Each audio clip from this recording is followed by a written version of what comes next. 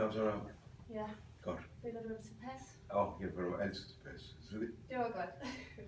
Og med et stort smil, så kan man jo ikke andet føle sig tilpas. Nej, præcis. Ja, som sagt, så er du en af deltagerne i Succesbogen. 101 danske succeshistorier. Og Succesbogens mission, det er jo, som jeg sagde lige før, at den skal skabe flere danske succeshistorier. Egentlig gennem inspiration og råd fra nuværende succeser. Og det er lidt derfor, at vi sidder her nu i dag i Dubai. Så tak fordi vi kunne mødes her.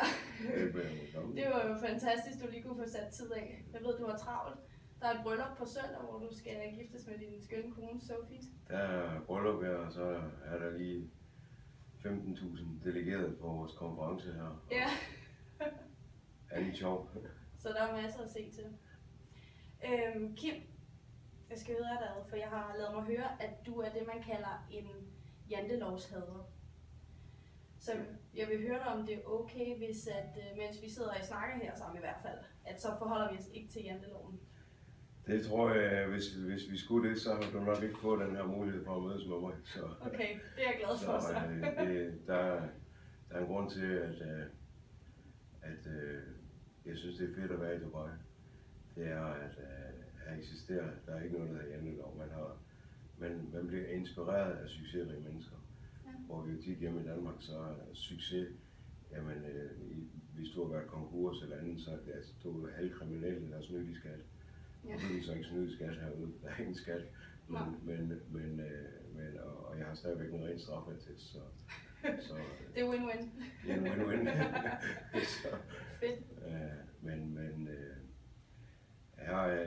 Her vokser tingene, her bruger tingene. Der er ikke nogen, der snakker nedgang, eller altså, der kan være lidt finansiel uro. Det ordet krise, det er i hvert fald sjældent brugt herude. Der er kun en vej, og det er fremad, eller hvad? Ja, og så vil sige, at Danmark, jamen det er jo Danmark. Det er jo, jeg elsker Danmark, og jeg er passioneret, og råber og skriger, når der er fodboldlandskamp, og så videre. Har du et bestemt hold, du holder med? Ja, det var OB, det var mit hold. Det var, så jeg er noget væk. Så jeg synes jo, at når man læser om succesrige mennesker i Danmark i aviserne, så skal det jo helst være en eller anden skandale, eller en eller anden ubetænksom udtalelse, fordi at det skal ikke være nogen hemmelighed, at jeg er en komplet amatør, det har jeg jo tilstået for længst. Og da jeg sprang ud af det skab og sprang ud som amatør, har jeg faktisk levet et ret frit liv, fordi siden er der ikke nogen, der har forventet noget perfekt af mig. Så det giver lidt færre bekymringer. Men det gør jo også, at også amatører, vi er nogle gange lidt hurtige på tasterne her, og vi tænker først bagefter. Og når du siger amatør, hvad mener du så egentlig med det? Jeg er jo ikke professionel journalist eller skribent eller psykolog eller andet, der kan analysere, hvad der er på så ude på Facebook. Nej. Og det er jo, med som succes, så lever du lidt i Big Brother-hus, hvor alle kan se dig jo. Og det skal man jo lige vente sig til. Det er lidt svært, synes jeg. Helt sikkert. Så, fordi jeg er jo meget impulsiv. Ja, fedt. Det må man jo sige. Det er måske også derfor, du sidder i Dubai nu, eller hvad? Det er vel også derfor, vi ikke har et manuskript. Ja, altså, lige præcis. Det behøver vi ikke snakke frit for jer. Ja, men når man gør det ude i det offentlige rum, så indimellem så får man jo måske lige formuleret sig forkert. Jeg er jo ikke akademisk eller andet. Jeg har et kørekort. Det er jo ligesom det, der har bragt mig ud i livet. Ja, men det kan man også komme langt med, hvis man så også har en bil, kan man sige. Ja, jeg vil sige, jeg har heldigvis stadigvæk kørekort. Fedt, det er en bonus. Ja, det må man sige.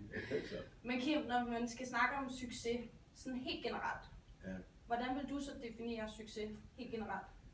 Jamen, i mange år, der filosoferede jeg dybt over, hvad er succes? Er det at vise, at jeg gjorde det? Er det blevet klappet af?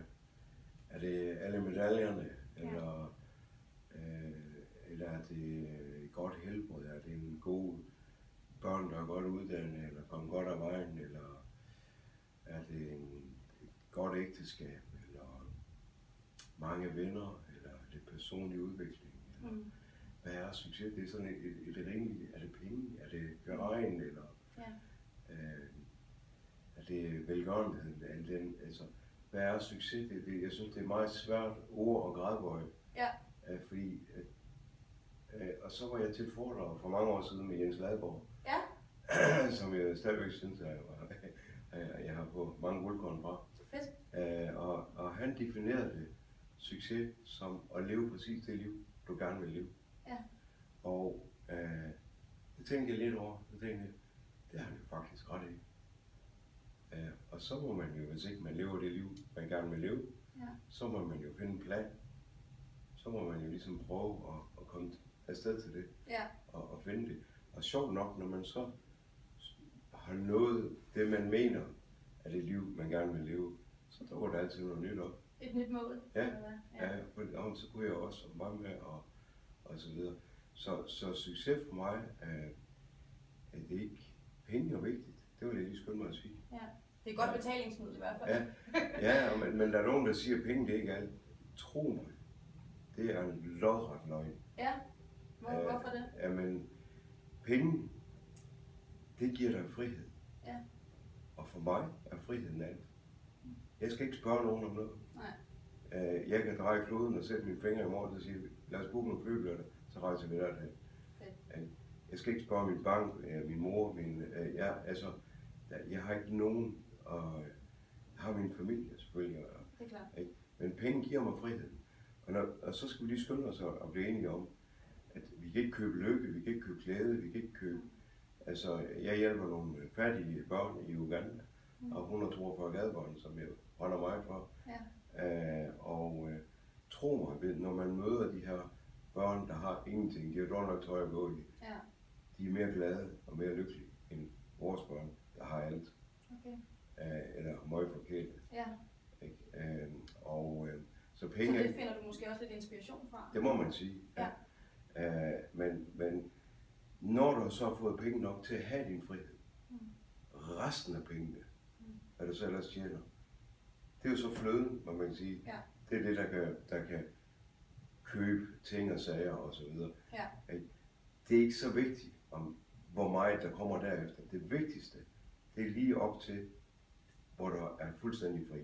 Okay. Jeg tror på, at Bill Gates, han stadigvæk har mange planer og mange drømme, uanset hvor rig han er. Så det er ikke fordi drømmene stopper der eller andet, men den drejer måske over i noget velgørenhed eller i at hjælpe andre og få en dybere mening, fordi en dybere mening, det er jo ikke at købe en fed bil. Altså, det er jo fedt nok. Ja. Ikke? men det er jo ikke sådan, at jeg hver eneste dag sidder og glæder mig over min nye bil. Nej, det bliver også heller ikke ny altid. Nej, det bliver hurtigt en mand, og man får altid øje på nogle andre biler, der nu er federe. Ja. Men at sende et barn i skole for eksempel, fra at være ingen til at blive til nogen. Kunne det også være dine børn? Det kunne være alle. Ja. Det giver mening. Ja. Og have børn, der er stolte af, hvad du laver. Ja. Jeg er overbevist om, at du er stolt af dine forældre. Og jeg er også overbevist om, at de er super stolte af dig. Det håber jeg. Og det er jo fedt. Ja. Ikke? At vi ikke skuffer nogen. Ja. Eller sårer nogen. Og så videre. Så langt svar på et ret kompliceret spørgsmål. Hvad er succes? Præcis. Det er derfor, det er interessant at høre. Og man kan sige, i Danmark i hvert fald, nu bor du i Dubai og har en lidt anden tilværelse, men der er sådan en tendens til, at succes det bliver målt ud for sådan 3 ting, hvis vi tager det sådan groft sagt. Det kan enten være titlen på dit visitkort, det kan være beløbet på din bankkonto, eller den bil, du sådan kører i. Det er i hvert fald nogle af de ting sådan udad til. Og det er også derfor, det er interessant at høre, hvad du mener, der er succes. Og jeg kunne forestille mig, at du er jo Kim Madsen, Aloe Vera-kongen bliver du også kaldt, og det er jo fordi, du har en fantastisk historie bag dig. Du startede for 19 år siden i Forever Living Products Network Marketing, og er i dag nummer 5 bedste Forever Business Owner ud af over 10 millioner forhandlere. Det er jo sindssygt godt gået. Ja, der mangler stadigvæk 4. Sådan, that's the spirit. Og man kan sige, din egen organisation, hvad har du der? Over 150.000 Forever Business Owner? Ja, tror jeg. Ja, og som du er leder for. Ikke så vigtigt, hvor mange de har. Det der er vigtigt, det er, hvad skaber vi? Ingen tvivl om det. Hvad får vi ud af det her? Ja. Det er jo ikke alle, der går lige meget ved det. Nej. Men det er jo klart, at det er jo network marketing. Ja. Og det er jo en sindssygt god idé, der bliver bragt videre. Ja.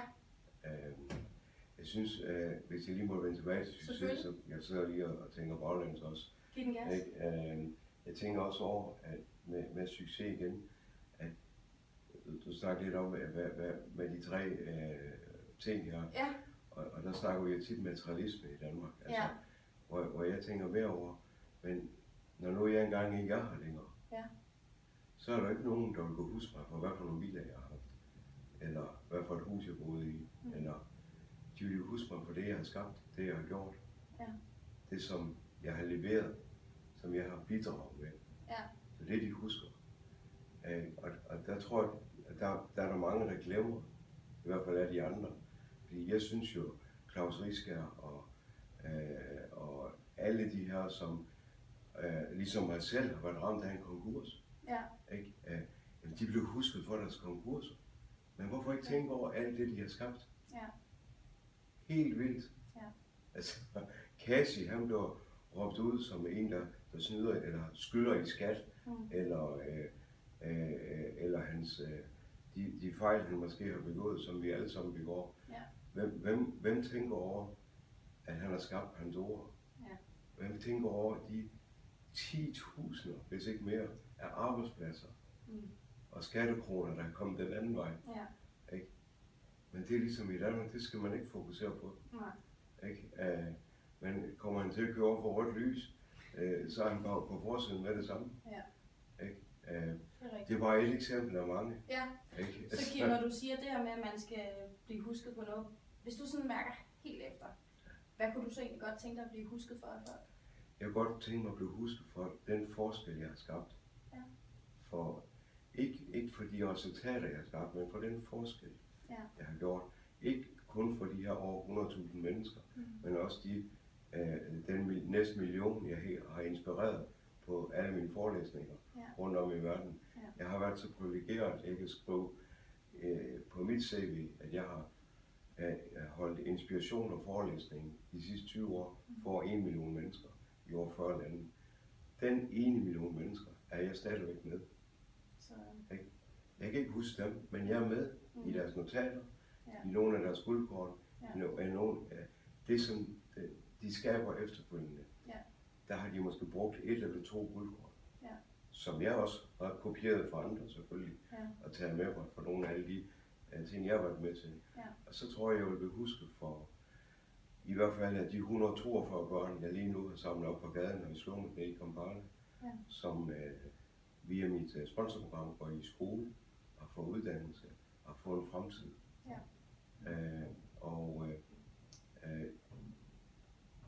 Måske kommer der flere til i fremtiden. Jeg har i hvert fald skabt det. Ja. Det er gennem Help Africa. Help Africa, ja. Ja. Og så tror jeg, at mine børn vil være stolte af mig, og det vil gå videre i al evighed. Det gør vores forretning jo også. Ja. Den går jo i arv til både børn. Ja, det er jo en smuk ting ved Forever Living Products. Det må man sige.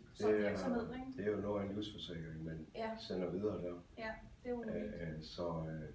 Så derfor vil jeg tror jo, jeg vil gerne huskes for de værdier, som jeg står for, står indenfor. Fordi de er ikke til salg. Nej. Det ser vi desværre mange succeser i private virksomheder i Danmark, de bliver solgt til kapitalfonde, og så går mennesket pludselig i baggrunden og pengene i forgrunden. Ja, så det er der fokus på. Hvor jeg synes her i min organisation og i Forever, som er stadigvæk ejet af privat af en person, der går mennesket for pengene. Ja. Det vil sige, at vi har sådan nogle værdier, vi ikke har solgt ud af. Ja. Og dem er vi rigtig stolte af. Ja. Og dem, de bliver ikke solgt. Nej. Så.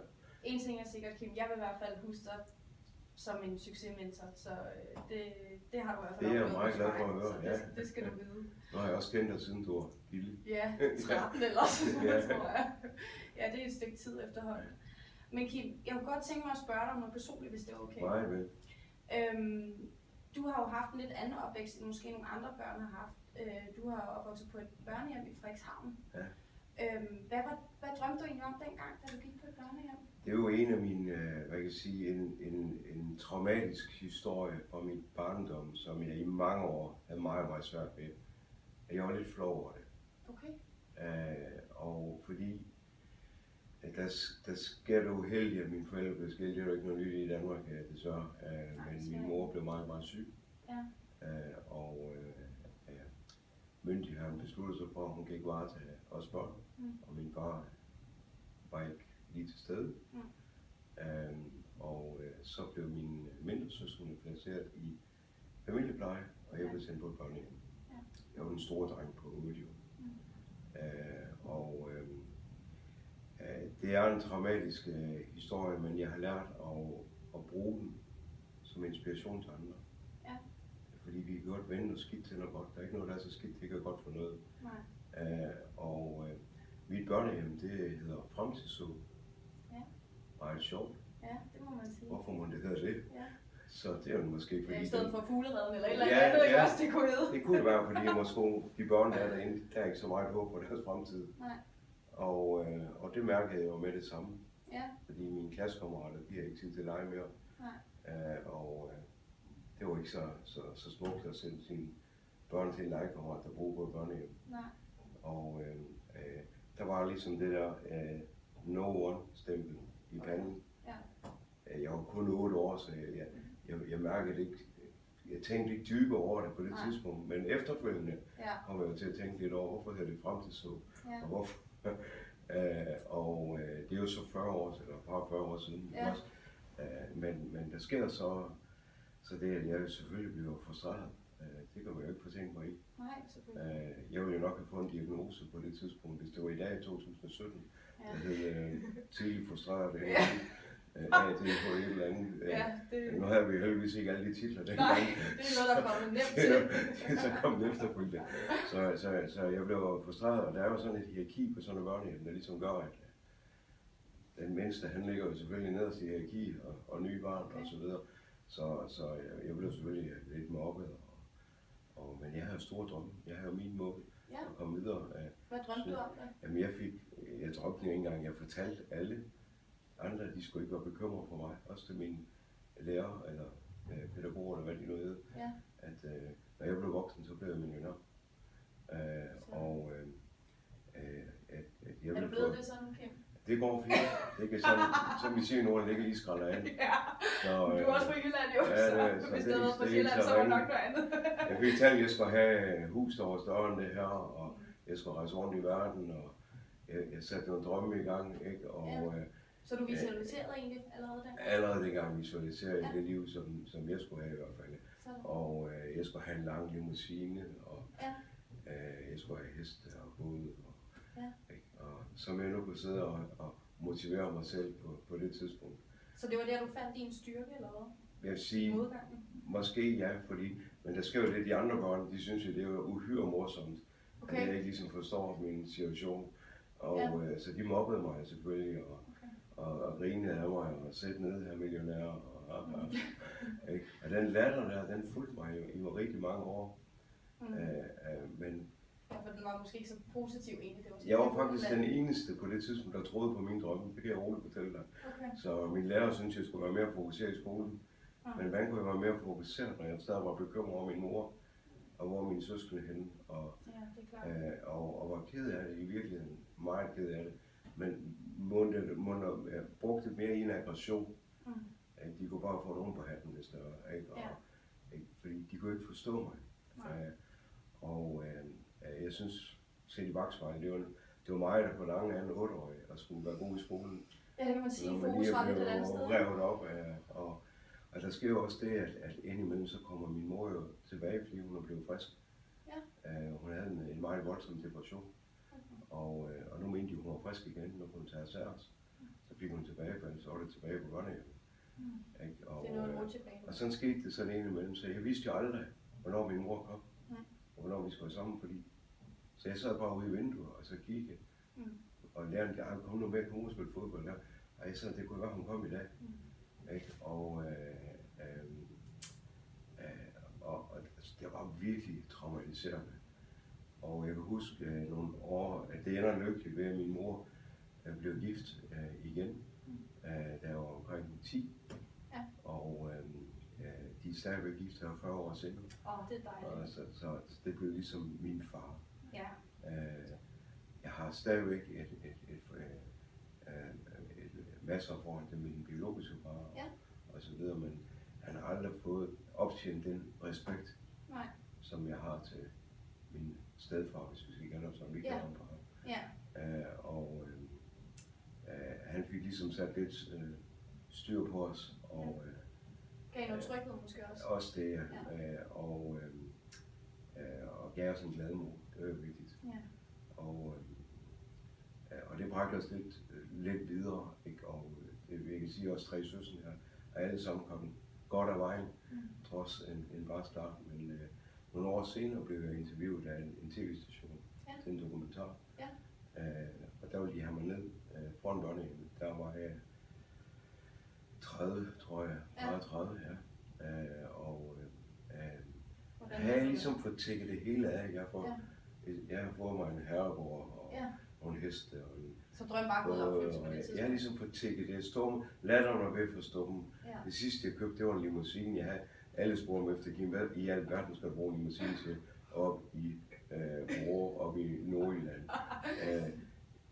Det vidste jeg egentlig ikke, siger jeg så. Men jeg vidste en ting, det var, at der var nogen, der grinede af mig, da jeg var lille. Da jeg sagde, at jeg skulle have en limousine. Så den skulle jeg lige have tækket af, for ligesom at have gjort en ren bord. Alt, hvad jeg snakker om på det tidspunkt, det var noget, hvor jeg opfyldelse. Så jeg kunne ligesom tække det hele af. Og så skulle jeg nok finde ud af senere, hvis jeg kunne bruge limousinen til. Den laver vi en masse sjov med. Det er sådan en anden sag. Det er 9 år efter. Så, men da jeg så kom tilbage, de ville have mig ned på. Jeg har aldrig nogensinde siden, selvom det børnehjem ligger nede i centrum af Frederikshavn. Ikke børnehjem mere, nu er det for misbrug og andet. Så det er stadigvæk et fremtidshåb. Men for at få nogle andre mennesker. I en anden kategori. Jeg kom tilbage der, og jeg har altid videt ud om, jeg aldrig kørt dernede. Aldrig, siden jeg var 10 år gammel. Selvom det er min hjemby, og lige inde i centrum. Men den her tv-station synes det var sjovt nok at interviewe mig ude foran det her. Og jeg viste det op, hvor vi kom i gang, og så interviewede, så begyndte jeg at græde. Som voksen mand. Jeg var helt chokeret over alle de følelser. Og jeg forstod, hvorfor jeg ikke har lyst til at komme der. Du kunne mærke dem igen. Der var en dårlig energi, det kan jeg roligt fortælle dig. Men så blev vi enige om, at jeg nu henter min limousine. Og så stiller mig foran lidt, som mit skjold ind mod børnehjemmet der. Fordi så var der ligesom en historie for muren og ud til den her limousine. Og der havde jeg det straks bedre. Sjovt nok. Men så fandt du måske trygheden i det også? Men jeg fandt også ud af hvor meget jeg kunne inspirere med den her historie. Indtil da har jeg aldrig snakket om det. Aldrig. Efterfølgende så fik jeg nemmere ved at snakke om det.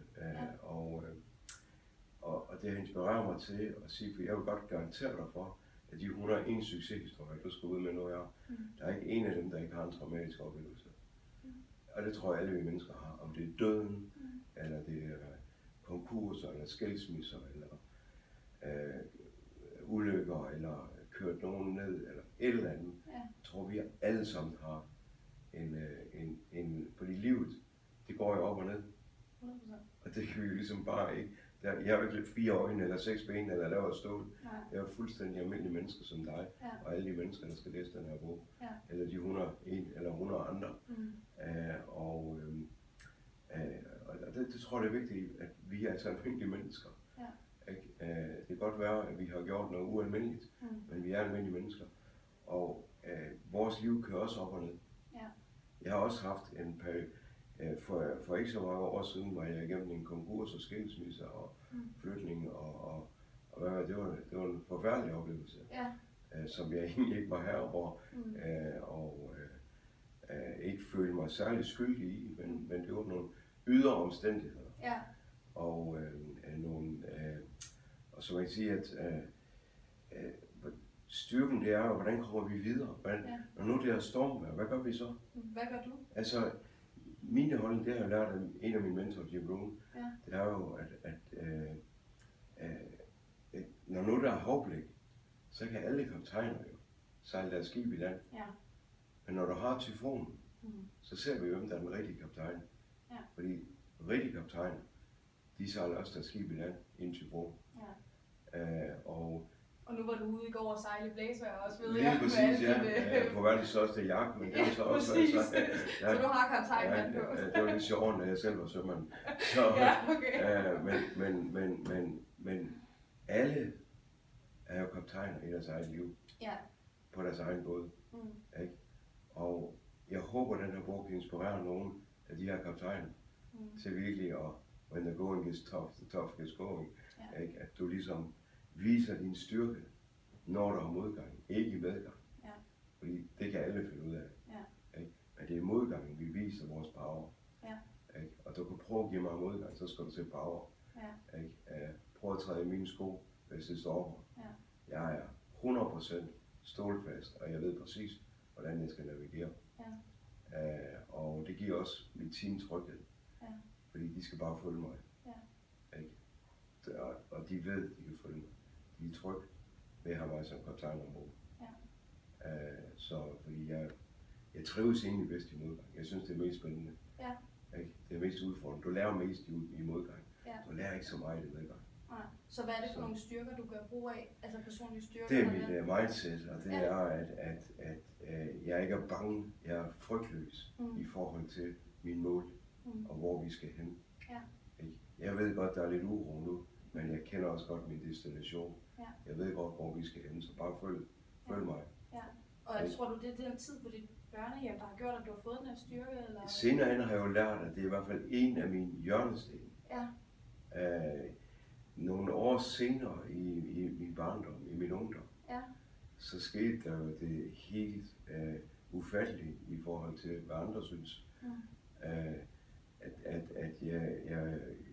En psykolog fandt ud af, at jeg skulle prøve at føre mine aggressioner ned på et skakbræt. Okay, interessant. Ja, ret interessant, fordi alle de griner. Kim Madsen, han kan... Så skal du til at spille skak. Jeg skal til at sidde stille, og så skal han til at bruge hovedet.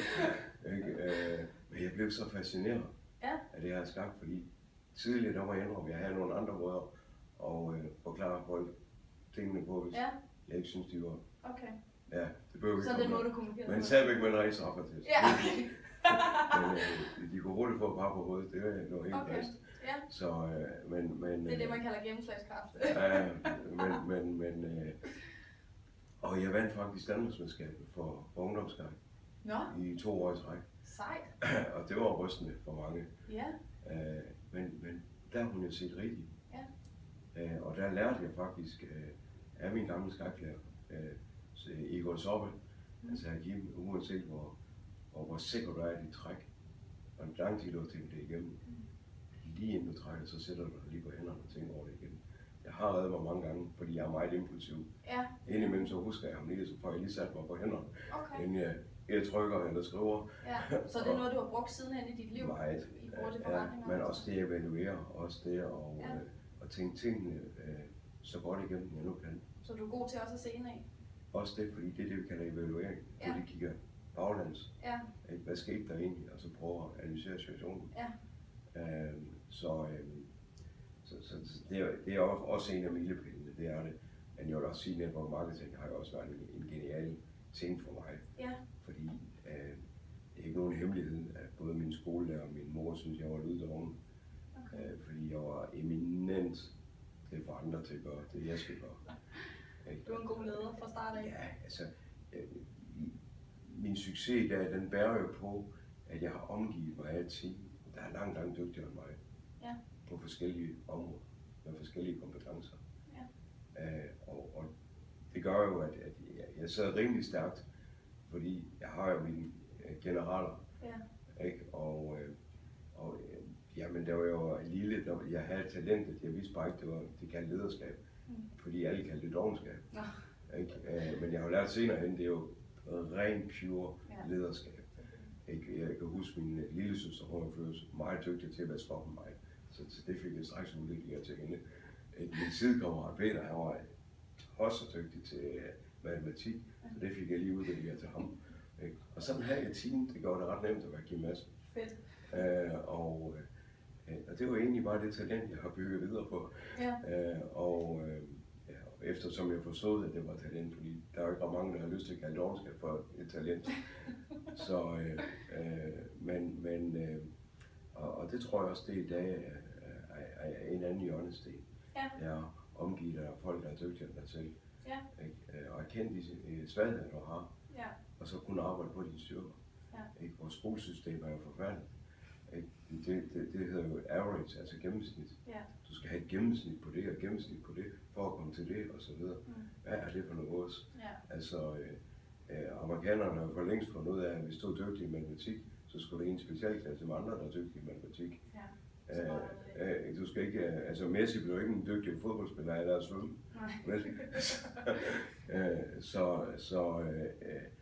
Så vi skal endelig arbejde med vores styrker og gøre dem bedre. Helt sikkert. Ikke? Og jeg har jo ligesom fundet ud af, at jeg er en god communicator, og jeg er en god leder og så videre, og jeg kan inspirere, og jeg kan få idéer og så videre. Og det er det, jeg arbejder. Det er det, jeg bruger min tid på at bygge videre på. Ja. Du behøver ikke at sende mig på et kursus i regnskab. Det vil du har nogle af dine kaptajner, der kan klare det har vi folk til. Jeg har en god sekretær, det er min barnepige. Ja. Ikke? Hun tager sig op, jeg er glad for ikke at hende. Ja. Så, hun gør det godt. Hun har sin styrke der. Det må man sige. Så, ja. Men man siger jo også lidt det der med, at man er gennemsnittet af de sådan 5 mennesker, som man er mest sammen med. Ja. Og nu nævner du selv nogen, der har inspireret dig, så hvem føler du, eller hvem er du gennemsnittet af? Hvem er du, der inspirerer? Der er også noget, der hedder Law of Attraction, og det er jo, at succesrige mennesker tiltrækker andre succesrige mennesker. Jeg har omgået meget nemt andre succesrige mennesker. Ja. Jeg er heldigvis fri for at skal være i aviser og presser og så videre, fordi vi er sådan lidt usynlige i Network Marketing Products. Vi er jo kaldet Invisible Giant. Ja. Det har jeg det rigtig fint med. Jeg kan godt lide at være under radaren. Jeg kan også godt lide at provokere. Ja. Jeg prøver ikke om at prale, men at provokere, det har jeg det fint med. Ja. Ikke? Og det er sådan lidt den der jantelovelse. Ja. Ikke? Eller jeg holder op med det der jammer hjemme i Danmark. Jeg er kraftigt så jammer lidt. Ja. Ikke? Så de siger godt nok, at vi er verdens lykkeligste samfund. Vi er de gladeste mennesker i verden. Det tror jeg pågår med 500.000 mennesker på lykkepiller. Så, ja, jeg har ikke sagt hvorfor. Vi skulle medicinere lykkeligt også. Ja. Så, men du tiltrækker det, altså er du depressiv, så tiltrækker du nok andre depressive. Er du negativ, andre negative. Er du positiv, andre positive. Ja. Er du generøse, andre generøse. Eller, altså, jeg tror, at vi bliver til det, vi omgives med, men vi skal også, hvem er det, vi tiltrækker? Der er jeg synes, det er lidt selvfældigt, jeg har trukket til venstre, hvor der er nogen, der trukket til højre. Ja. Fordi højre, det er afvikling, ikke? Og venstre, det er udvikling. Ja. Ikke? Og trækker man til venstre, så skal man bare være klar over, at det koster nogle af de venner, der er trukket til højre. Ikke? Men de kan jo bare afvikle, så trækker ned i kassen, så er det over. Ja. Ikke? Så er vi andre, så er vi ude at prøve kræfter, vi har nye idéer, og vi møder nogle andre spændende mennesker derude, der tror til venstre, som vi så bliver tiltrukket af. Ja. Det er jo ikke bare dem, der bliver tiltrukket af mig, jeg bliver sandelig også tiltrukket af dem. Ja. Ikke? Og der er nogen, der siger lige børn, nej, hvis det kan godt være, det er sådan en jantelov også. Men hvis vi lige snakker succes, altså, så tror jeg nok, der er noget om det. Når jeg sidder omkring andre succesrige mennesker, så jeg kan huske Heimo Thor, er at være hans ven. Han var jo en fantastisk sælger af format, men han sagde i et af de foredrag, jeg var med til, at 5% af befolkningen, de skaber tingene. 15% de ser på det, 80% de forstår det ikke. Og jeg er nok meget tiltrukket af de her 5%. Ja. De er sikkert også tiltrukket af mig. Ja. Det er jo sådan en synergi. Ja. Så sidder jeg sammen med sådan nogen rundt om mit bord til en rund fødselsdag eller en konfirmation. Ja. Vi kan sidde og snakke ind til klokken, der bliver langt ude på natten. Fordi vi snakker idéer og muligheder og holder sig over. Ja, lidt samme, ikke? Hvorimod 15% de sidder og diskuterer lidt om Ford en bedre bil end Opel, eller om Trump er en bedre præsident, vores statsminister, sådan nogle generelle ting, hvor jeg godt kan være med i succes, inden jeg falder i søvn. Og så er der 80%, hvis det er dem, der sidder omkring mig, de vil jo kun sidde og beklage sig og bekymre sig, og jeg skal bagtale en 4-5 mennesker, i hvert fald en hovedretten, for at have en god start på festen. Og der kommer jeg ikke til hovedretten, før jeg sidder og nikker, og jeg kan simpelthen ikke få tiden til at gå. Så hvem tiltrækker vi? Det tror jeg, det er vigtigt. Du har et fantastisk smil. Jeg er ret overbevist om, at det er meget tiltrækkende for alle mennesker, fordi hvem elsker ikke et dejligt stort hvidt smil? Tak skal du have. Og det er også det, du signalerer til. Men så jeg tror, at the law of attraction, den har en stor indflydelse på, hvem omgives man med, og hvem bliver man inspireret af, og så videre. Så hvad er det, der har tiltrukket dig her til Dubai, for eksempel? Alt vokser og gror, og alt er muligt. Altså, den her by var for 50 år siden uden strøm og uden vej. Og nu er det verdens mest moderne by, den hurtigst voksende by, og så videre. Så Kim, her til allersidst, hvis du skulle give et par af dine bedste råd til folk, der kommer til at følge dig også, og resten af de 101 forfattere til succesbogen, hvad skulle det så være, for at folk ligesom finder deres egen succes? Lad være med at forandre din personlighed. Stol på, at den du er, kan blive til noget. Du skal ikke være en skuespiller, eller prøve at være, fordi folk kan mærke det, om du er genuine, altså om du er. Og så tror jeg, det er vigtigt, at du ikke lytter til, hvad andre siger, eller tænker, eller der er ikke nogen, du kan bagtale mig alt det, du har lyst til. Jeg er fløjtende ligeglad. Jeg er hysterisk ligeglad med, hvad andre de tænker, eller synes om mig, eller deres mening om mig. Det er og bliver deres problem. Det bliver aldrig dit eller mit. Ikke? Altså, jeg ved jo, hvad jeg skal. Det ved de jo ikke. Ikke? Så jeg kan jo kun have ondt af dem. Og så er jeg følt meget, meget taknemmelig for alle de børn, der helt fra jeg var lille og op til nu griner af mig. Jeg har jo ikke andet lige startet i forlevning, da de kalder mig Grimkongen, eller Laverkongen med et smil over læben. Nu begynder han igen med hans tromme og så videre. Ikke? Jamen det er jo de mennesker, der har gjort meget stærke. Så husk at takke alle dem, der giver dig modstand. Alle dem, der griner af dig og ikke tror på dig. Og alle dem, der går og snakker om dig ude i korridoren. Vær ligeglad og tak dem. Og så frys dit mål, og så fokuserer du på det. Det går op, det går ned. Det bliver koldt, det bliver mørkt. Carsten Mørk sagde det en gang. Der har været så mange foredrag. Man skal have noget inspiration. Jeg har meget, han er stærkt inspirerende. Så han sagde, hvis du har valgt at gå nord, så har du fravalgt at gå syd, øst og vest. Færdig, så går du nord. Ikke? Og så viser du folk det der, du vil. Og så siger folk og siger, så følger de dig. Fordi begynder du at rende i rundkreds, så skal du ikke forvente sig nogen, der følger dig. Nej, så bliver du måske rundtosset. Måske andre, der render i rundkreds. Og så kommer vi ikke rigtig nogen vej. Det nytter ikke noget at løbe stærkt, hvis ikke du ved, hvor du skal hen. Nej, ikke tvivl om det. Fedt. Det er jeg helt sikker på, at der er mange, der kan lade sig inspirere af, og jeg er virkelig glad for, som jeg sagde tidligere, at du har lyst til at sætte tiden af til, at vi lige kunne tage den her snak, sådan så at succesbogen virkelig kan udleve missionen om at skabe flere danske succeshistorier. Jeg kan ikke sige andet held og lykke. Jeg synes selvfølgelig, ideen som iværksætter her, den er afsindig god. Tak. Jeg vil glæde mig til at læse de andres underhistorier. Der skal nok blive en masse gode og sjove imellem også, og du kender jo mange af dem, så helt det bliver rigtig godt. Fedt, tak for det. Så vil jeg lige slukke de her ting. Yes. Det er virkelig spændende at høre om også, Kim. Altså, det er jo et liv, ikke også, som, hvor man kan sige, som man bliver ældre, og du kommer længere hen på rejsen, ikke? Så filosoferer du lidt mere over, hvad er det egentlig, der er sket? Altså, hvad er det egentlig? Jeg vil også gerne hjælpe andre til at få succes.